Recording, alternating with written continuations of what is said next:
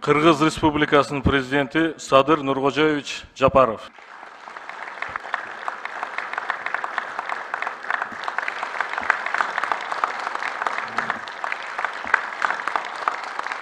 Эгерде чачыңыз төгүлүп же сакалыңыз чыкпай жаткан болсо, ички органдарда оорулар болсо, жүзүңүздө угрилер же денеде ак дактар, псориаз жаралар болсо, бир айда 7-10 кг семирүүнү кааласаңыз же 7-10 кг арыктоону кааласаңыз, Америкадан келтирилген протеин же гейнерлер менен машыгып булчуңдарды чыгарууну жана семирүүнү кааласаңыз, аялдар жана эркектерде кездешкен жыныстык ооруларга дары издеп жүргөн болсоңуз, биз менен экрандагы номер аркылуу байланышыңыз. Москва, Питер жана Ош шаарларына 2 саат ичинде акысыз жеткиребиз. Жана башка шаарларга 1 же 2 күн ичинде жеткирип беребиз. Сөз Кыргыз Республикасынын президенти Жапаров Садыр Нуркожоевичке берилет.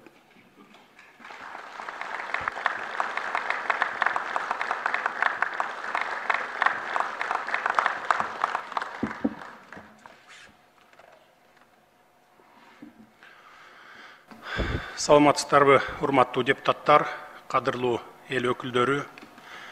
Эң алды менен кече жакында эле белгиленген мамлекеттик туубуздун 30 жылдыгы менен куттуктап кетүүгө уруксат этиңиздер. Мыйзам чыгаруу бийлиги мындан туура 30 жыл мурун кыргыз элинин байыркы тарыхында мамлекеттүүлүгү болгонун, анын далили катары кызыл байрагы желбиреп келгенин дүйнө элине жеткирип, мамлекеттик туу жөнүндө мыйзам кабыл алып берген эле. Мына ошондуктан ошол кездеги эл өкүлдөрүнө жана алардын мураскору катары бүгүнкү Жогорку Кеңеш депутаттарына ыраазычылык билдирем.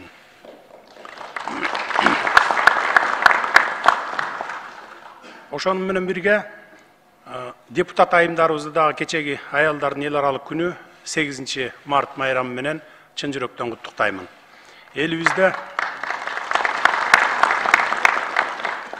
Элибизде эзелтеден эле кыз кишиге өзгөчө мамиле, сый урмат көрсөтүп келгени белгилүү. Бүгүн дагы жалпы аял затына, анын ичинде сиздерге бардык жакшылыктарды каалайм, бар болуңуздар.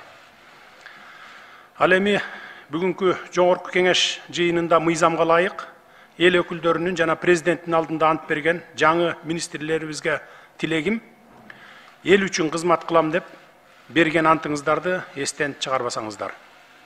Бийликтин жүзү аткаруу бийлигинин, башкача айтканда, мына урматтуу министрлер сиздердин ишиңиздер аркылуу ачылат. Ишеним артылып, бүтүндөй бир тармактын жүгүн тартам деп иштөөгө белсенип келген соң, бул милдетти аткара албасаңар, мамлекеттин жалпы ишине жооптуу катары мага, президентке, анан силерди ишти жөндөп кете алат деп макулдугун берип, шайлап берген мыйзам чыгаруу органына сөз тиет.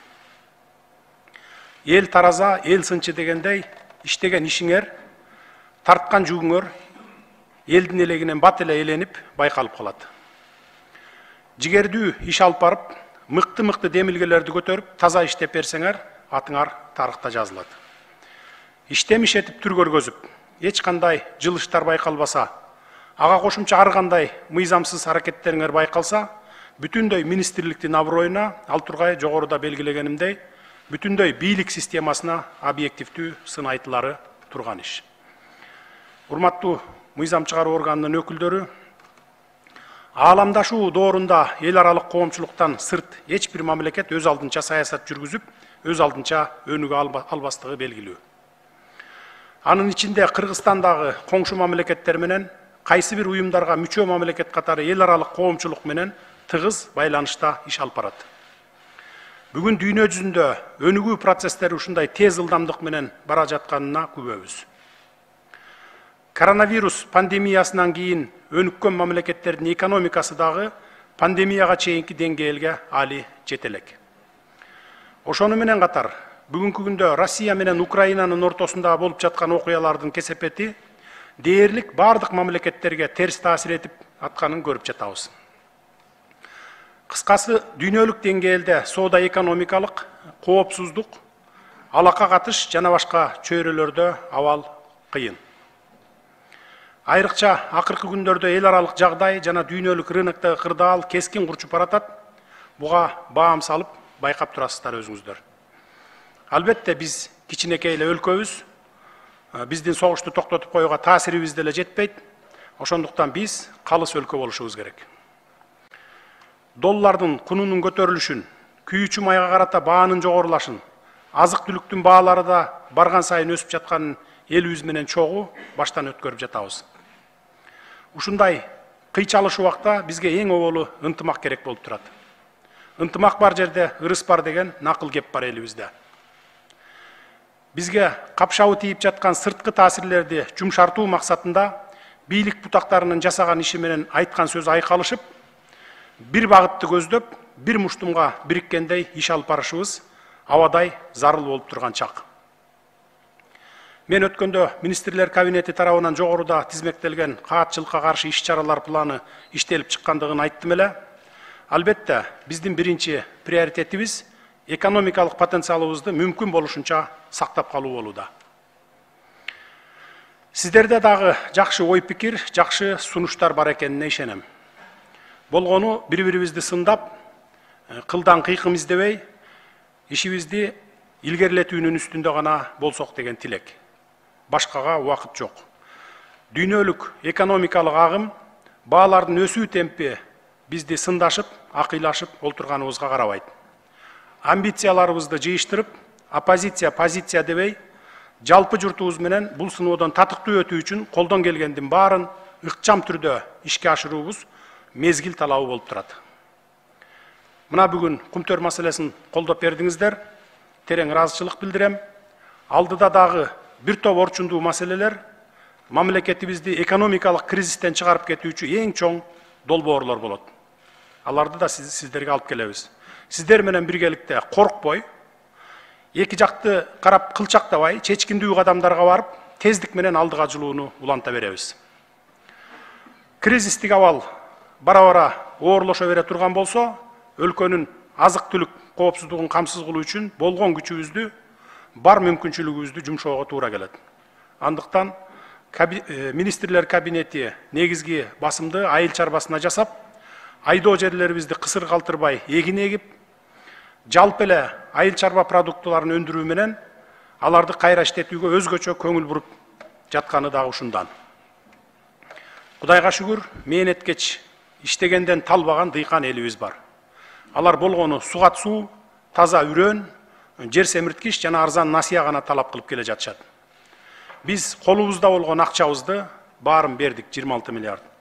Албетте бул сумма бардык дыйкан фермерлерди быйыл эле дүңүнөн насыя менен камсыз кылып койгонго жетпейт. Ошондуктан эмдиги жылдарга дагы караштырып жатабыз. Биздин оюбуз боюнча 3-4 жылда толук камсыз кылабыз деген планыбыз бар. Албетте эгерде казынабыз толтура болгондо быйыл эле баарын камсыз кылып койсок жакшы болот эле. Бирок акыбалыбызды өзүңүздөр жакшы билесиздер. Пандемиядан кийин биз эмес, өнүккөн өлкөлөрдүн дагы экономикасы калыбына келе элек. Бирок ушундай кыйынчылыкка карабастан биз 1 апрелден баштап бардык социалдык тармактагы кызматкерлердин эмгек акыларын дагы 50%-дан 100%-га чейин көтөрөлү деп чечтик. Эмгек акылар бир гана салыктын эсебинен көтөрүлөт, урматтуу депутаттар. Өткөндө бир депутат кредит алып эмгек акы көтөрүп жатасыңар деди. Министрдин орун басары тыңгылыктуу жооп бере албай атат да. Же өзү билбейт, министрдин орун басары, же даяр эмес. Ал орун басардын боюнча министрлер кабинетинин төрагасына тапшырма бердим. Кызматка татыктуу эмес болсо бошотуш керек. Азыр кызматка биз тааныш билиш же бирөөнүн көңүлү үчүн кармап отурганга акыбыз да жок. Бизди убакыт күтпөйт. Иштейм деген элдин талаптарын орундатып, саясатын жөндөп бере албасак, бийлик бутактарында отуруп, элге кызмат кылып атабыз деп айтпай эле коелук. Берекелүү түшүмдүн эң башкы себеби эле сугат суусу, ошол үчүн суу өмүр булагы деп айтылат. Бул багытта өкмөт жыл башынан бери эле ирригация системасын жолго коюуга, каналдарыбызды тазалоого тийиштүү каражат бөлүп, алардын натыйжалуу пайдаланышына бекем көзөмөл жүргүзүп жатат. Тармактык министрликтердин дал ушул багытка жооп берген орун басарлары жүргүзүп жаткан иштери, бөлүнүп жаткан каражаттар тууралуу парламент жыйындарында маалымат берип, ар бир каражаттын кайда, кандай жумшаларын чечмелеп берип жатат деп ойлойм. Кыскасы, эмгекчил элдин койгон талабын өз учурунда аткарып, жаздын бир күнү жылга тете дегенди эстен чыгарбай, эл менен тыгыз иштешүүгө маани беришибиз зарыл. Ыкчам чечүүнү талап кылган маселелер боюнча мен өткөндө да айттым эле, Министрлер кабинетinin чоң жыйынына келип, өз маалында маселе коюп, жообун алсаңыздар болот. Министрлер кабинетinin толук курамынын жыйыны ар бир 5-чи күн сайын кечки саат 18:00-дө өтүп турат. Ар бир депутат үчүн эшик ачык. Сиздер барып катышканга акылуусуздар. Сөзүмдүн акырында ишибиздин ыкчам жүрүш үчүн тыгыз байланыштагы ыкмалар, иш аракеттер менен кызматташуу болсо деген тилегим бар. Жогоруда белгилеп айтканымдай, ынтымагыбыз бекем болгондо гана көздөгөн максатыбызга жетебиз. Буга сиздер да макулсуздар деп ойлойм. Ишиңиздерде ийгиликтер болсун, эл өкүлү катары эл үчүн иштейбиз деп келген максатыңыздар ишке ашсын. Кыргызстаныбызда тынчтык өнүгүү болсун. Рахмат көңүл бурганыңыздарга. Саламатта калыңыздар.